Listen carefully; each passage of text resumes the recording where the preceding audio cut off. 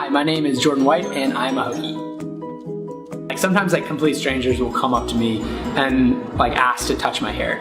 That's happened quite a bit, and it happens a lot. There's obviously a lot of people that don't like my hair, and like some voice their opinion. But like for the most part, it's been something that is like a common conversation starter, or like people find funny, and also like it makes me memorable.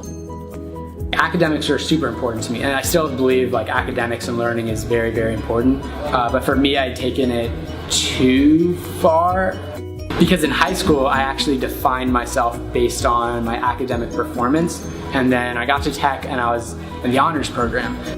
I remember being surrounded by all these people that were way smarter than me, and then I was struggling a lot first semester, like getting caught up in like all the math and science and engineering, and like I was having a really, really hard time.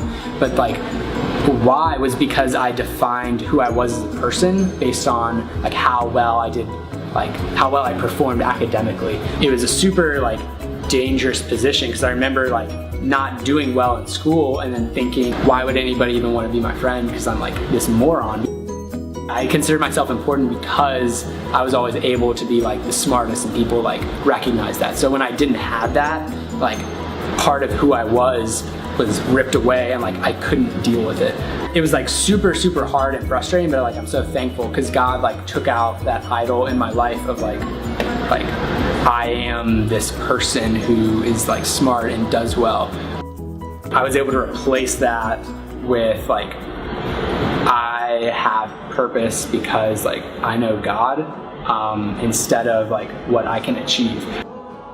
I heard something that was really good, that it isn't about like a checklist sort of thing where, you know, like, okay, like God's first, and then like my family, and then my friends, and then my studies, and like God is like at the heart, and then it's like affects all these things. So it affects how I view like people being creative. It affects how I treat people. It affects like how happy I am all the time, and how like the amount of joy and energy that I have.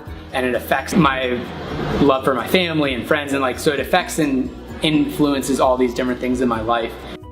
I believe all people are creative, but the reason why I believe that is because I believe that we were made in the image of God, who is the ultimate creator, who created and made everything and designed things in very specific, orderly ways. Like when you look around at the universe and there's like all the like detail.